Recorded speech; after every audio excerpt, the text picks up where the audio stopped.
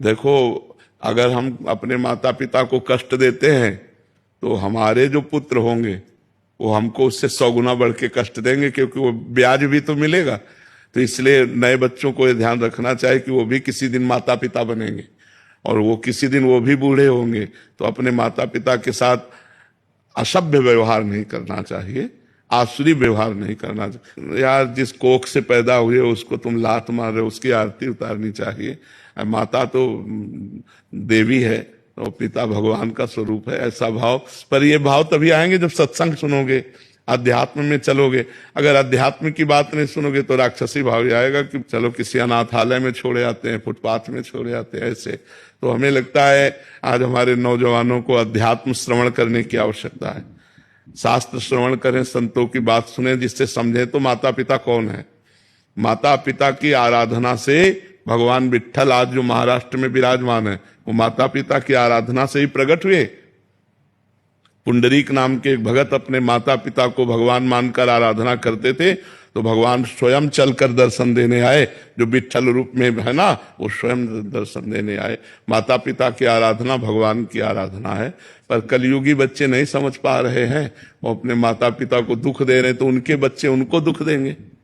पक्का समझो, ब्याज सहित मिलेगा। यहाँ सब कुछ ब्याज सहित मिलता है। तो गुरुदेव, ये कर्म तो छूटेगा ही नहीं। जैसे बच्चों को उनके किए का कर्म मिल रहा है, पर उनके तो यही तो कर्म परंपरा हम आज तक भोग रहे हैं। जब से सृष्टि हुई तब से यही तो भोग रहे हैं। बार बार जन्म, बार बार मरण, बार बार जन्म, बार बार मरण। कहाँ मुक्त हो रहे हैं हम? ये कर्म परंपरा चली जा रही है, वैसे दुष्ट होते चले जा रहे हैं।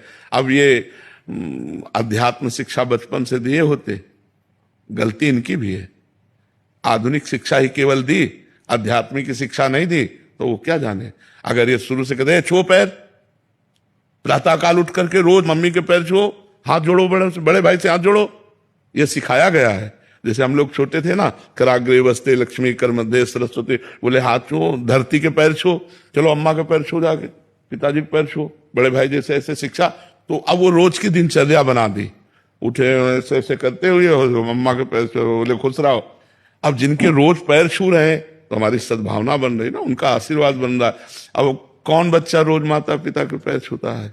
कोई बिरला ही नहीं, बिरला ही होगा हमें लगता है जो रोज सुबह उठकर अपने माता पिता के पैर छुए। वो सत्संगी होगा, बिना सत्संगी के तो माता पिता के पैर। माता पिता को माता पिता मान ले, भगवान न माने, कम से कम माता पिता मान ले, इतनी बड़ी बात है। वैसे तो भगवान का दर्जा दिया गया है माता पिता को। वेद कहता है मातृ देवो भव पितृ देवो भव। इसलिए जी, पूर्व के कर्मों को तो हम देख नहीं पाते कि क्या आने वाला है, बट कभी कभी परिवार में जैसे माता पिता हैं वो अपने बुजुर्गों के पाँव छू रहे हैं, तो ये प्रभाव बच्चे पे पड़ रहा है। पड़ोस के चाचा लगते तो चाचा दंडवत, क्या जाता है। सब में भगवान विराजमान है, सब में भगवान विराजमान है। अगर हम अपने भगवान को चाचा ताऊ कह के दंडवत करते तो वही तो विराजमान है। तो इसलिए हमें लगता है कि नम्रता, विनय, ये हमारे समाज में कम होती जा रही है, नहीं होती जा रही है। जो पढ़े लिखे बच्चे हैं उनको विनयी होना चाहिए। विद्या विनयम ददाति, विद्या विनय सभ्यता सिखाती। और आज का पढ़े लिखा बच्चा असभ्य होता जा रहा है। माता पिता का तुम अपना देखो, हम देख लेंगे। कुछ तो पेरेंट्स भी अभी ना, मतलब बच्चों मॉडर्न स्टाइल से चलना चाहते हैं थोड़ा। बच्चों को ही, क्योंकि खुद अध्यात्म नहीं है महाराज जी, इसलिए वो चाहते हैं कि जैसे हमें वैसे ही बच्चे बने। और क्योंकि बिल्कुल महाराज जी दिशा विहीन उनका ही खुद का ही जीवन है, तो फिर कैसे मॉडर्न लाइफ जीने के चक्कर में तो फिर वो मॉडर्न बच्चे टट्टी नहीं उठाएंगे। फिर तुम्हें पड़े रहना पड़ेगा। महाराज जी, अगर सबको गुरु की चरण कमलों में समर्पित कर दिया जाए फिर कर्म बंधन नहीं। देखो, जब तक कोई समर्पित होना नहीं चाहेगा तो किसी को समर्पित करने से कोई समर्पण नहीं होता। मनुष्य शरीर कोई फल फूल नहीं है। वो समर्पित नहीं होना चाहता तो हमारी ताकत नहीं कि हम उसको बदल दे। आप बदलना चाहो तो हमारी बात मान करके आप अपने को बदल सकते हो। बच्चों को विवेकवान बनाने के लिए उनको सत्संग सुनाओ, उनको आप आचरण सिखाओ, और वो धीरे धीरे चाहें कि हम संत वाणी सुन करके सुधरे तो वो समझ जाएंगे। और जी इसलिए